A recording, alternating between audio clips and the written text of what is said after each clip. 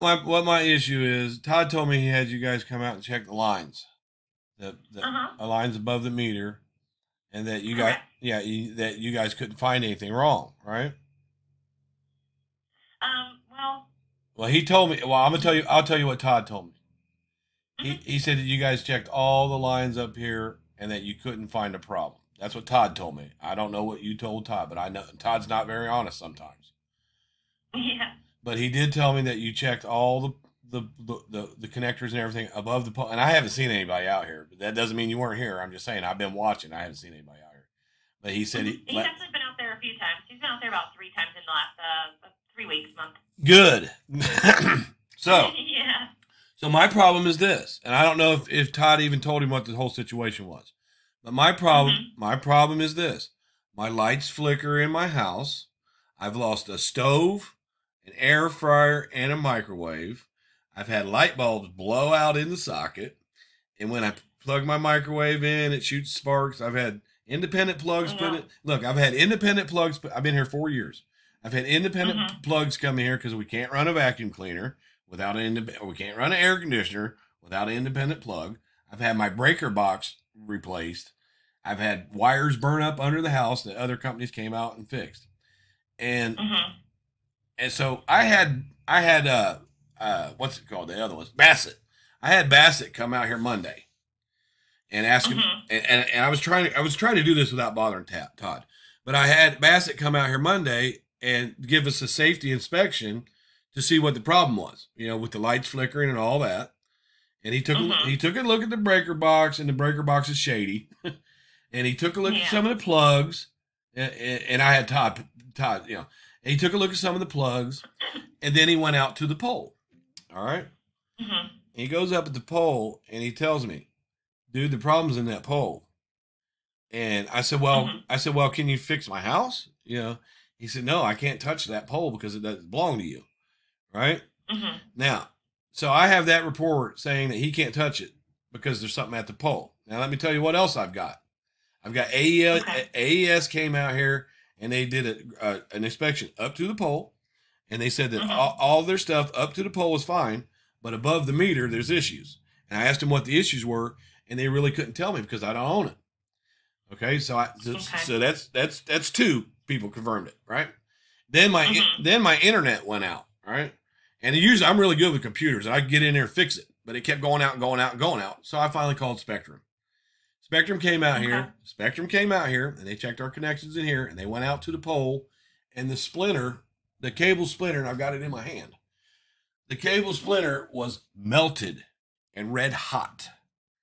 Oh And- no. right, and he That's tells me, scary. he tells me, dude, I can't fix this. But he did. I said, dude, everything runs on it, all my phones and everything.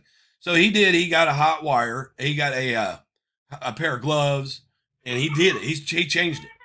But as soon as he changed it, he goes, "Man, are you having problems in your house with your lights flickering and stuff?" I'm like, "Yeah." I said, "I'm having appliances blow out and everything else." I said, I know there's always been a problem with that pole because I've been here living next to it.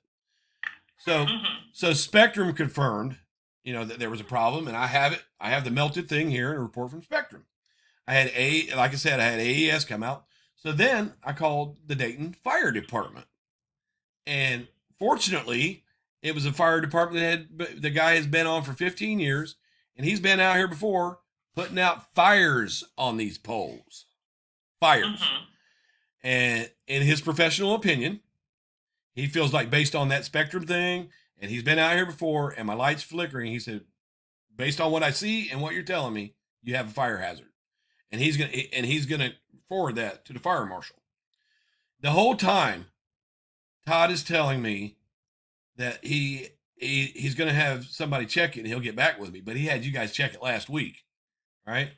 He Mhm. didn't. Todd didn't answer my calls all week long, right? And Mhm. and I was trying to be nice. I was like, dude, I need to get this fixed. I'm a survivor of a house fire, right? Oh goodness. And I even Uh told huh. him. I even told him that. And plus, one of my friends lost his wife and kids in a house fire. Oh. And 2 months ago, my nephew Aaron, his house caught on fire, burned him up 60% of his body, burned his daughter up 30% of his body, and his wife died. And Oh my I gosh. sent Todd all this stuff, like, dude, I'm freaking out. You got to call me. It's like, what can I do? I can't fix my house. So Todd is basically saying that you guys checked it, and that's it. Well, our recommendation on the entire property is that all of the lines be replaced. Yes. From pole to pole, every line. Absolutely. Should be replaced. They are hazardous, yes. Thank you. We are still not sure which route yet. Todd is wanting to take. He is in contact with my electrician, and they are trying to decide on which option he wants to go with, whether he wants to do everything at one time or if he wants to do sections at a time based on priority. So that is something we are in contact with. Hopefully we can get it resolved sooner than later. Oh, no, this isn't on you guys. This is not on you guys because Todd lied to me. And I've got it in writing. He told me you guys came out, and he told me the name. Actually, he said Chris Beckett came out, the owner. Yeah, Chris is the owner. Mm-hmm. And Chris said that he could find nothing wrong with the lines, and I've got that in writing. You're telling me something you're telling me something totally different now, which I knew in the first place that these lines out here suck. So, yeah. And let me tell you, since I've been here, this is what I've dealt with him. And I've cussed him out over this. You know, I might be facing an eviction.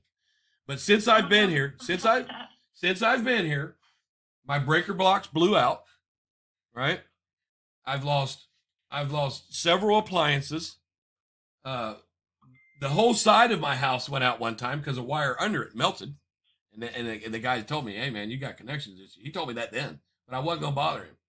So I paid out maybe, and when my breaker box blew up, he had hot wire come out here, and it cost him $1,100. It cost him $1,100 to fix that pole. And I got a new breaker box. And I didn't have to, but I did the right thing, and I gave him the $400 for the box. So now Todd is avoiding me. I knew he was avoiding me for a reason. Because you told me one thing, and he told me something else.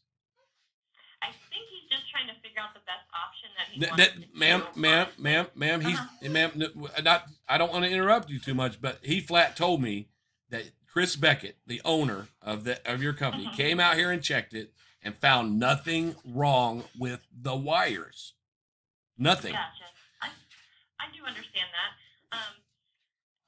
But what I can tell you from our end is we are in contact with Todd. We're trying to figure out the best options on resolving a lot of the issues, and we are trying to figure out where in our schedule, because it's that time of season that we are very booked up. So we are trying to figure out where and when Chris can start with his crew to go in and start. Absolutely. See, he didn't tell me any of that. He's got me over here freaking out that my house is going to catch on fire. He didn't tell me. He was just avoiding it because he knows he's got to pay this, right? Yeah. So I think it might be a good idea for me to hire you guys to come out here and do an inspection on my house. And then I'll be glad to pay you. No problem. Because I'm going to get all this back. And also, I would like an opinion on the breaker box and why my appliances are blowing up. Because I know it's from arcing, right? You guys will know that too. And, and then everything you're telling me is there's definitely an arc and a surge somewhere. Absolutely. He's denying that. He's been denying that for years. And so what lot are you at? I'm at lot 15. I'm in 15. The pole's right next to it. Okay. Yeah, that was the pole. This is so helpful to me. I have called everywhere, and I knew he wasn't telling the truth. I've called the code. I've called the city. The fire department came out here last night and told me, yeah, that's a fire hazard. I've been out here putting these out on the poles. And when I got a hold of Chris, the maintenance man here, he said, no, that's wrong. There's nothing wrong with that. I'm like, dude, this is the fucking fire department. I mean, what else? You know, they just keep. The fire department's out there saying that it's definitely an issue for sure. Was there actually a fire when they came out, or? No, there wasn't a fire. I called an non-emergency line, and fortunately, the guy that came out has been working for the fire department for 15 years. And he has literally been out here to put out fires on these poles before. No, that is not good. And they're telling me, no, the fire department's wrong. AES is wrong. Everybody's wrong. And you just gave me exactly what I needed. because he lied to me. He lied to me. And look, all you're doing is being honest. You're not snitching on Todd. All you're doing is being honest. If he said the whole park needed, you recommend the whole park. Mm-hmm. We've known that for years. So you guys are absolutely correct. Yeah.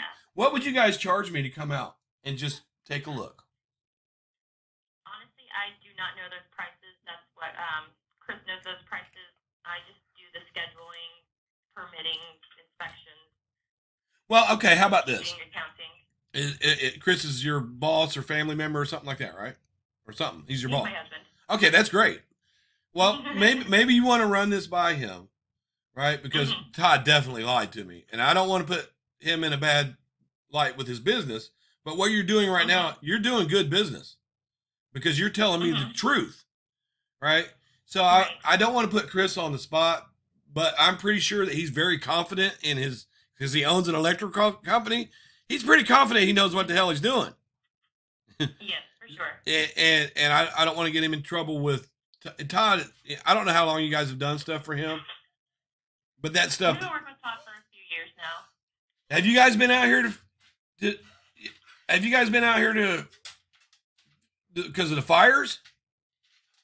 We have not been out there due to fires as of yet, but we have been out there due to like the lines being knocked down. A box truck went through and knocked some of the lines down a couple weeks ago.